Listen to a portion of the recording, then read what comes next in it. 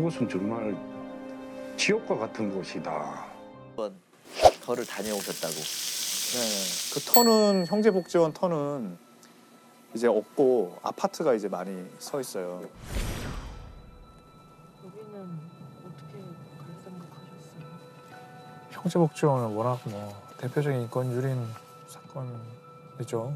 한국판 홀로코스트라는 별명이 있는 사건이니까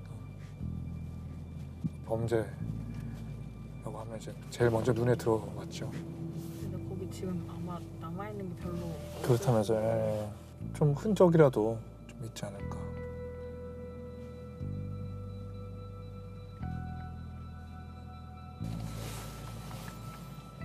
여기에요? 이게 축대인가? 아, 이게 축대인가 보네. 일단 어떤 사건인지 그 간략하게 얘기 좀 해주시죠. 그러니까 형제복지원 사건은 사실 세상에 드러난 게 1987년에 드러났습니다. 80년대 초에 우리가 올림픽하고 아시안게임을 유치했잖아요. 80년대 초에 전두환 정권이 들어서자마자. 그런데 외국에서 언론 또 오고 외국인들이 오면 지저분하다는 거예요. 예, 그러니까 도시 환경 미화를 위해서 거리에 있는 불황인들을 단속해서 수용시설을 만들자. 수용하고 말은 보호죠. 단속해서 보호하고 수용해라. 그렇게 해서 이제 그런 지령이 내려오니까 불과 한 열흘 만에 전국 공무원 19,000명이 모여가지고 일제 단속을 벌여서 1,800명 이상을 수용소에 다 넣었어요. 근데 그걸 매번 그렇게 할 수 없으니까 이제는 민간 복지 단체에 보조금을 주면서 잡아들이는 네, 것까지. 그렇죠. 할 수 있는 잡아들이는 거구나. 것까지. 야. 근데 그때 이제 부산에 있는 형제복지원이 국내에서 제일 큰 불황인 시설이었어요. 불황인을 수용한 시설. 복지시설에 알아서 길에 있는 사람들을 데려가고 그러면 그 사람 머릿수당 보조금을 지급한 거죠. 그걸 전국에서 제일 잘한 사람이 이 형제복지원 만든 원장 박인 씨인 거죠. 근데 이제 거기에 이제 열어봤더니 그냥 불황인도 그렇게 하면 안 되지만 70%는 그냥 가족 다 있는 그런 사람들을 단속한다는 명목으로 막 잡아온 거예요. 경찰이 데려갔대요. 왜냐면 경찰이 한 명 데려가면 점수를 주니까. 진급하는 데 필요한 점수를 주니까.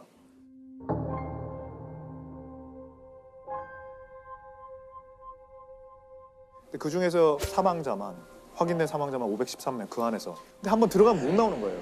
그리고 계속 뭐 매일 때리고 강제 노역시키고 뭐 말 안 들으면 때려서 죽이고 도망가려면 때려서 죽이고 죽어도 사람 수당 보조금을 주니까 밖에 그 시체는 돈을 받고 해부용으로 의대에 팔고 뭐 그런 식으로 계속 돈을 축적한 거죠. 예.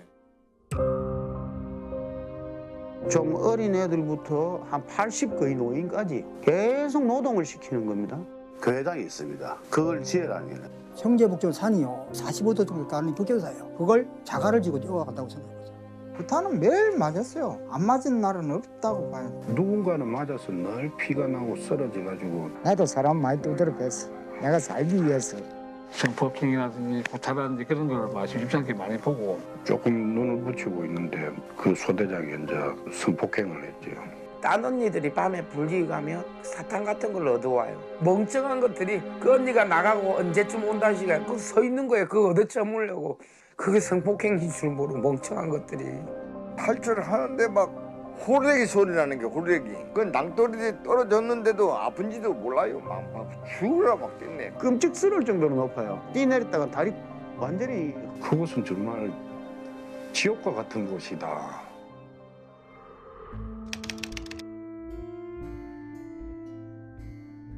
그 터는 형제복지원 터는 이제 없고 아파트가 이제 많이 서 있어요. 아, 이쪽인가? 이쪽이었죠. 여기예요? 아.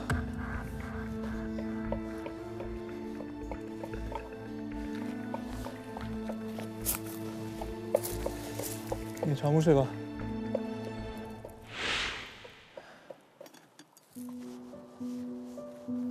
이게 축대인가? 아, 이게 축대인가 보네. 여기 형제복지원 시설이 여기 있었다는 거잖아요.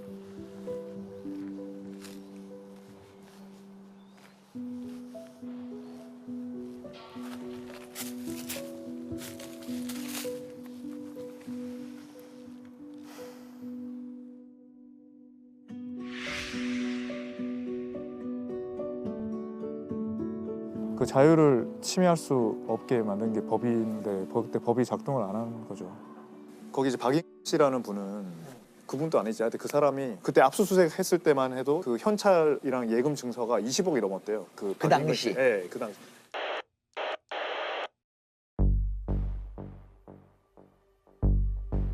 알려졌던 발각이 된 건가요? 네. 한 검사가 네. 꿩 사냥을 하러 다니다가 뭐 개들을 막 풀어놓고 사람을 지키고 거기 막 사람을 뚜루 패고 강제 노역을 시키는 거 보고 이상하다. 왜 저런 일이 있지? 하면서 이제 경찰을 잠복시켜서 계속 촬영하게 하고 했는데 압수수색을 해서 들어갔더니 이제 그런 일들이 벌어진 거를 이제 정말 잡은 그 거죠. 검사분이 꿩 사냥 안 했으면 그거 모를 수도 네, 있었던 그렇죠. 거잖아요. 계속 몰랐던 거죠. 아니 그러면 그게 어떤 뭐 권력자나 그런 사람하고 어떤 결탁이 돼 있어야 가는 그게 이제 부산에서 아주 유명한 성공한 사회복지가 왜냐하면 길거리에 있던 불황인들을 모두 없애주고 미쳤다 이렇게 이제 그러니까 우리 눈에 안 보이게 해줬다. 네네네 그렇죠. 전두환 대통령 때 뭐 표창도 받고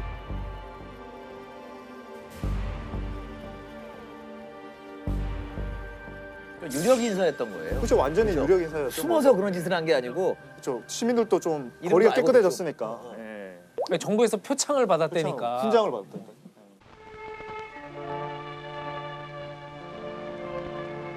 박근 원장의 가슴에는 시퍼런 불덩어리가 침. 이것이 바로 원생들의 적금 통장이다. 총 적금액은 1억 3천여만 원. 이렇게 하고도 내가 부정을 할 수 있단 말인가? 이래도 내가 위선자란 말이오? 이래도 내가 사회사업을 빙자해서 부정 축조를 했단 말이오? 어쩌면 원장을 믿어도 괜찮을 것 같다.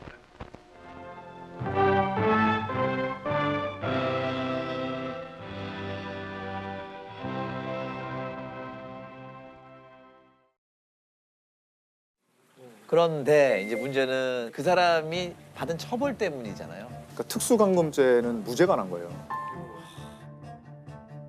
특수감금죄라는 거는 감금시켜놓고 가혹행위를 하면 특수감금죄가 되거든요.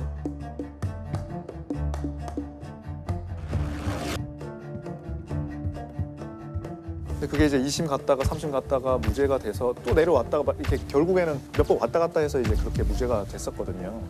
근데 이제 왜 어떻게 그게 특수감금죄가 그 사람들이 사람을 막 함부로 가두고 잡아가고 수용하고 한 거는 내무부 훈령 410조로 한 거거든요. 근데 그 훈령은 그냥 내무부 안에서 공무원들만 지키는 거지. 국민들한테 권리 의무를 제한하려면 법률이 있어야 돼요.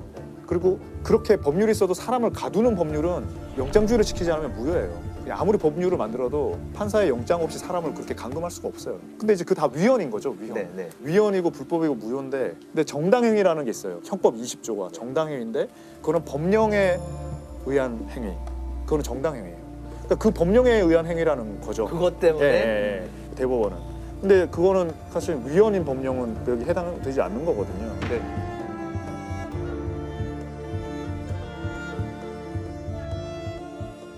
그러니까 횡령으로 한 2년 6개월 받고 나와서 또 다른 사업에서 크게 잘 엄청 큰 부자가 돼서 잘 살고 있어요. 그리고 노안으로 죽었죠. 네, 살다가 죽었어요. 네.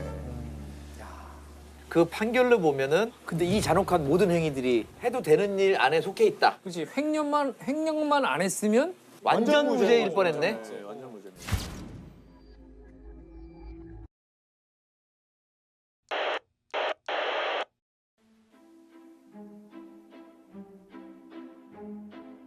근데 이게 불황자들을 역사를 잠깐 보니까 전근대 사회에서는 불황자에 관심이 없었고요. 사회가 당연히. 이제 첫 번째로 불황자들 수용소가 생긴 거는 일제 강점기 때래요. 그리고 이제 6.25 끝난 다음에도 이제 불황자들이 대량으로 고아도 많이 생겼고 전쟁 때문에 그때도 아주 안 좋은 일이 많았던 것 같더라고요. 정부죠. 그러니까 사람들이 지지 않을 수도 있는 상황에서 거리에 불황자를 일소시켜주는 건 사실 사람들한테는 환영할 만한 일일 수 있거든요. 비민주적인 일이지만 사람들 마음속엔 두 가지 양가 감정이 있잖아요. 그러니까 저 사람들 참 보기 싫지만 또 같은 인간인데 함부로 할 수도 없고 죄를 지은 사람도 아니고 우리의 그런 어떤 사소한 혐오랄까? 미세한 미움의 감정을 정부나 조직이 잘 이용할 경우 만족시켜주는 거죠. 싹 일수함으로써. 네. 그다음 또 한 가지는 그렇게 모아놓은 사람들을 어떻게 하는지에 대해서 우리 사회가 전혀 관심을 갖지 않았던 게 오히려 사실 감옥은 관심을 가질 수도 있어요. 내가 알던 그 흉악범은 지금 어디 있지? 그 사람 언제 나오나? 우리가 보고 싶지 않았던 하지만 죄를 짓지 않아서 벌을 받을 필요가 없는 사람들인데 그러니까 우리의 무관심의 영역에 있던 사람들이 그렇게 참혹한 일들을 당할 수 있다는 게 이번에 그 일에 저는 교훈이라고 생각해서 어떻게 보면 이게 진짜 이 사회의 문제가 아닌가. 제가 거의 가신다는 얘기를 듣고서 지난주에 그 형제복지원에서 9살 때 끌려가서 9살 때 3년 동안 그 지옥 같은 고생을 하시고 그래서 그분이 이제 쓰신 책이에요. 거기 희생자죠.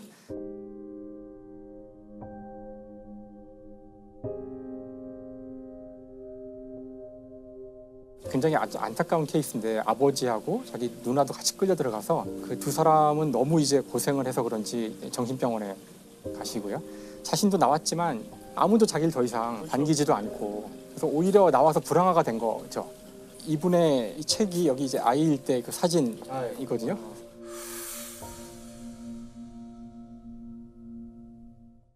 그래서 이 책을 이제 좀 읽어보려고 하는데 너무 많이 아파서 84년도에 9살이면 우리보다 더 젊은 분인데 그래서 너무 마음이 아파서 읽다가 뒤에 그림도 있어요. 본인이 이제 말로 다 못다한 거는 이제 그림도 막 그리고 했는데 제가 이 마지막 구절을 같이 이제 보면 좋을 것 같아요. 이 마지막 구절이 지금 이 글을 쓰고 있는 나는 겉모습은 37살의 아저씨지만 내면은 그게 아닌 것 같다. 그냥 나는 9살, 12살의 꼬마가 아닐까. 그러니까 9살짜리 꼬마가 이렇게 글을 써서 들어달라고 하는 거다. 들어주세요. 우리 얘기를 들어주세요. 어두운 곳에 갇혀있는 우리를 봐주세요. 하고 말이다. 합니다. 이름조차 밝히지 못하는 수많은 복지원 피해자들의 이야기에 귀 기울여 주십시오. 그러니까 아까도 이야기했지만 이 사건의 사실 중요한 본질은 우리의 무관심, 우리가 듣지 않으려고 했던 곳에서 지옥이 열릴 수가 있다는 것을 보여주는 사건인 것 같아요. 그리고 그 시대에 박종철 고문치사 사건이 같이 드러났잖아요.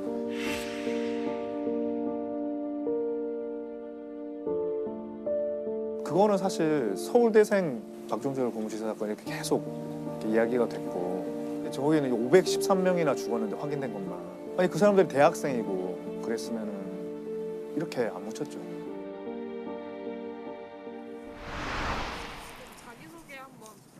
어떻게 소개를 해야 될까요? 저는 1976년 8월 17일생이고 형제복지원에서 생활했고 지금 살아있는 생존자 피해 생존자 대표 한종선입니다.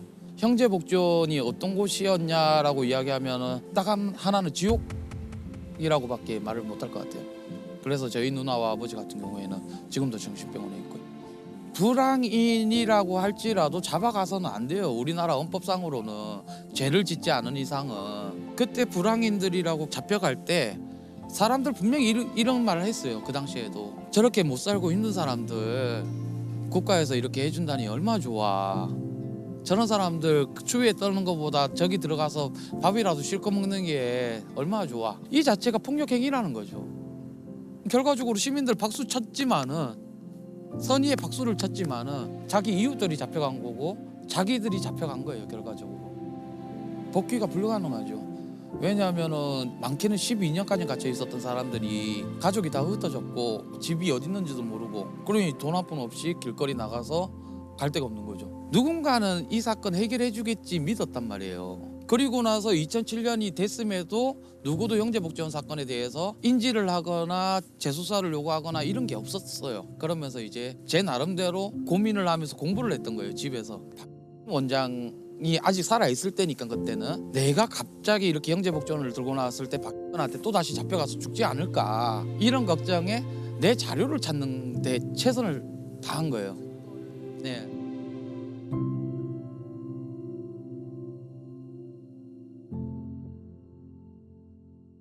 (2018년에) 법무부에서 그 검찰 과거사위원회를 이제 꾸려서 몇 가지 사건을 이제 다시 한번 검토해 보라고 했는데 검찰 과거사위원회에서 이거는 국가가 책임 있는 거다. 또 이거는 그때 당시에 판단이 법령에 위반한 거다. 잘못된 거다. 그래서 그 법무부가 그 2018년에 권고하기를 비상상고를 해라. 비상상고. 그러니까 비상상고라는 말이 아마 되게 생소하실 거예요. 통상적이지 않다는 거예요. 오로지 검찰총장만 할 수 있어요. 그것도 대법원에만. 네, 아주 특별한 그거죠. 비상상고는 그냥 개인의 어떤 권리를 구제하려고 하는 게 아니라 법령에 위반되는 판결을 계속 놔두면 법령 시스템이 혼탁해지잖아요. 그러니까 그걸 고치려고 하는 거예요. 그래서 검찰총장이 2018년에 문물 검찰총장이 여기 와서 비상상고를 했어요. 네네. 그 얼마 전에 3월 11일 날 대법원에서 난 그게 비상상고에 대한 대법원 판단이 나온 거죠. 근데 이제 비상상고가 기각됐습니다. 그러니까 예. 그것도 기각시켜버리면 왜 비상상고를 하라 그랬는지. 비상상고 하라는 건 이제 법무부가 그래도 최선을 할 수 있는 게 그밖에 없으니까 이제 그걸 했던 거고, 대법원은 기존에 계속 유지하고 있던 비상상고에 대한 기준이 있어요. 근데 이제 형평의 이 저울이라는 거는, 재판의 저울이라는 거는 오랫동안 공평하게 해와야 되는 건데, 어떤 한 사건이 너무 심각하다고 해서 그거를 변동시키는 거는 바람직하지 않다, 이런. 근데 저는 이런 걸로. 설명을 듣는데도 이해가 안 되는 게 비상상고라는 게 올라왔는데 그걸 기각시켜버린, 이게 제가 상식적으로 생각해봤을 때는 결국은 이거는 순서가 이제 국가 배상 소송으로 갈 수밖에 없는 건가요? 근데 국가 배상 소송을 하려면 네. 국가의 책임이 인정돼야 되잖아요. 네. 그 국가의 책임 인정. 이 판결이 비상상고를 기각하면서도 국가의 책임은 인정했어요. 국가기관이 주도적으로 방조하고 묵인하고 해서 이렇게 인간의 존엄을 침해하는 그런 걸 했다.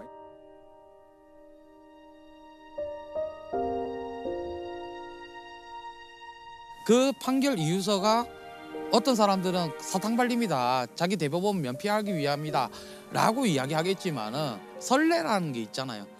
선례를 남겼기 때문에 우리는 최소한 인간의 존엄성을 지금 또 한 번 확인받았다. 인간 취급을 못 받고 우리가 살아왔는데 모든 사람의 인간의 존엄성은 평등하다라는 것을 이야기를 하고 부여해 준 부분이 나는 일단 고마운 거예요. 그래서 이제 우리의 싸움은 과거사위원회가 철저하게 조사하냐 못하냐의 싸움인 거예요.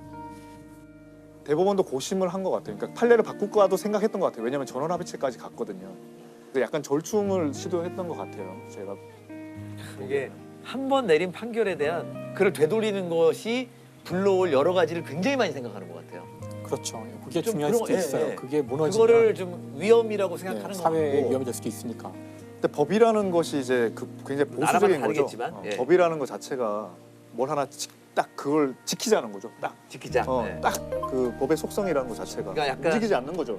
유동성이나 뭐 플렉서블한 거보다는 이건 웬만하면 안 변하는 걸로 놔두려고. 심의관님이 아까 그 비상상고에 대한 걸 결정할 수 있는 권한이 있는 저 같으면 인정해줬습니다. 왜냐하면 그런 법이나 판례나 그런 기준이라는 거는 대개 동생을 막론하고 어떤 큰 사건 때문에 어떤 사건을 계기로 변하거든요. 그냥 아무 사건도 없이 어느 날 우리 한번 기준을 바꿔볼까? 이렇게는 잘 안 되거든요. 우리가 뭐 국회를 봐도 그렇죠. 뭐 정인입 관련해서도 또 이번에 여러 가지 입법이 되고, 그리고 그 계기로 그 동력으로 법을 통과시켜서 바꿨거든요. 바뀌어가는 거죠. 네네. 근데 하물며 판례도 저는 형제복지원을 계기로 좋은 기회인데 좀 더 사실. 넓히 그렇죠. 맞아요. 우리가 동력으로 이렇게 막 그 모두가 다 동력으로 동의할 할 수 있는 좋은 건데. 또 언제 또 그런 기회가 올지 모르는데. 근데 그건 또 저의 생각이고, 또 다른 법관들은 이럴 때는 확 넓혔다가 또 줄여야 되는 사정이 생기면 또 줄이고, 그 맨날 이렇게 할 거야? 이런 거죠. 그게 뭔 기준이야? 이렇게 되는 거죠. 고민을 뭐 많이 너무 힘들 것 같아요. 힘들어서 제가 그만두지 않았습니다. 근데 지금 법을 만드니까 되게 좀 재밌고 좋아요. 옛날에 법은 전부 다 저는 과거지향적으로 생각했거든요. 근데 이걸 뒤집는 순간 미래가 열려요. 아직 공직에 계신 건데 방송 나오시게 되면 예를 들면 아까 뭐 제가 대법관이었으면 비상상고를 인정합니다. 그러네. 이런 거라도. 위험한 이거 발언. 되게 대담한 나라신데 네. 괜찮으세요? 양 PD 좀 이거 내보낸 거 생각해보고. 아닌가요?